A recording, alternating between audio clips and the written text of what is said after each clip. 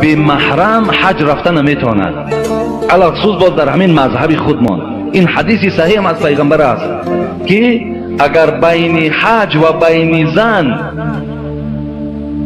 امروز 86 کیلومتر بگیم، 86 کیلومتر اگر مسافه باشد، زنها به شوهر، به دادر، به پدر و به برادرشان رفتن نمیتونند.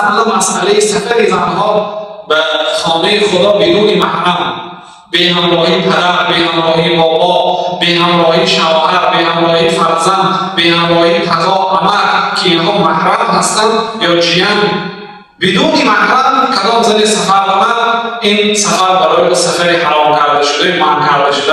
پیامبر خدا گفتند لا یحل لامرأة تؤمن بالله والیوم الآخر ان تسافر مسیرة یوم و لیلة. و آن زنی که به الله تعالی و به روز قیامت ایمان دارد حلال نیست که به مسافه زیاده از 100 کیلومتر بیرون بدون محرم سفر کند. حلال است یعنی حرام است.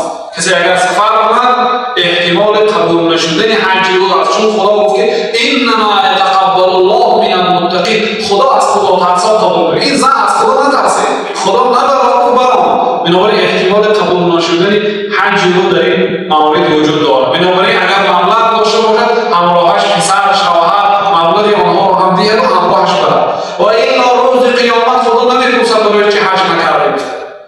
عجیب، انسان ها بین افراط و تفریط هستند. یک زنی که خدا حج نمیاد مگر با همراهی ولی، با همراهی یک محرمت میاد، نرا مثل مسئله میرد. بعضی آدم ها خدا اون دست نمیرد. عجیب، نرا باید میرد، را باید نمیرد. بنابراین اقوال علما در مسئله محرم برای شما بیان میکنم. امام ابو حنیفه اینقدر داد فی هم بزنیم که از مذهب حنفی عمل کنیم، موافق مذهب حنفی نماز خوانید بگوییم، برای چی موافق مذهب حنفی حج نمی‌کنیم؟